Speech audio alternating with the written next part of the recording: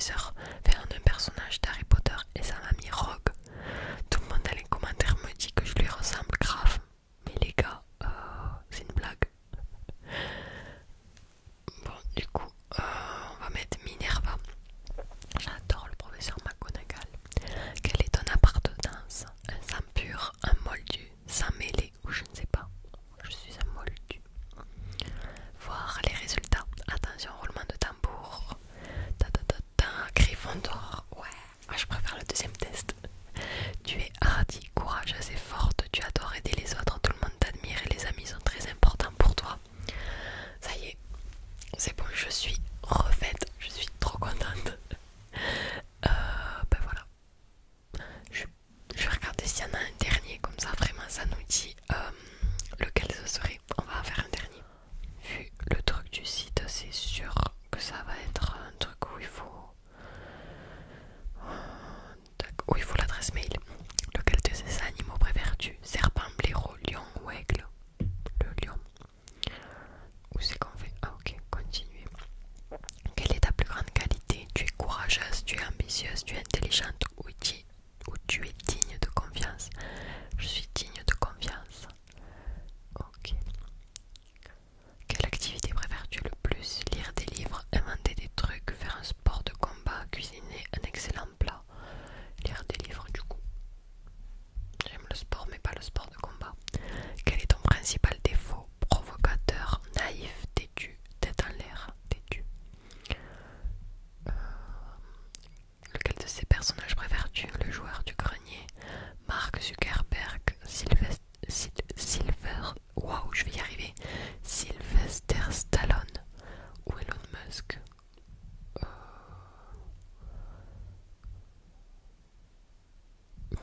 J'ai fait un bug. Mark Zuckerberg. Lequel de ces accessoires préfères-tu? Le livre, le chapeau, le spectre ou le stylo? Le livre. Tu es chaud sur une île déserte, tu as le droit de prendre un des objets. Que choisis-tu? Une caisse à outils, un briquet, une trousse de médicaments ou une épée? Une trousse de médicaments. On n'est jamais trop prévoyante. Tes amis t'admirent pour ton calme, ton sérieux, ton intelligence ou ton honnêteté. Ton calme, je suis calme mais je peux être complètement taré. Ton ami est blessé par un sorcier, que fais-tu? Tu soignes toi-même ton ami, tu poursuis le sorcier, tu envoies quelqu'un s'occuper de ton ami et tu prépares un plan de vengeance ou tu emmènes ton ami à l'hôpital. J'emmène mon ami à l'hôpital, trop peur de faire une connerie. Quelle est l'institution qui te correspond le plus? La justice, la police, l'école ou l'armée? Bah du coup l'école. Laquelle de ces phrases te parle le plus? Le travail acharné et l'honnêteté finissent toujours par payer. Il faut être curieux pour être créatif. L'ambition est importante pour accomplir de grandes choses, ou il faut être déterminé pour devenir le plus fort.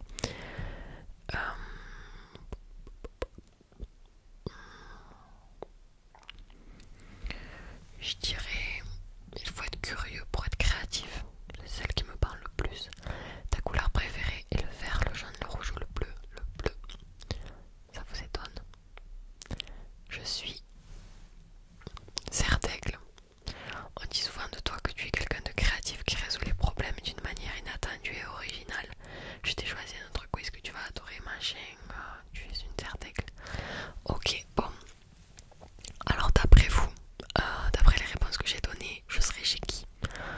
Bon, je suis contente, je suis quand même pas chez Serpentard. On est sauvés.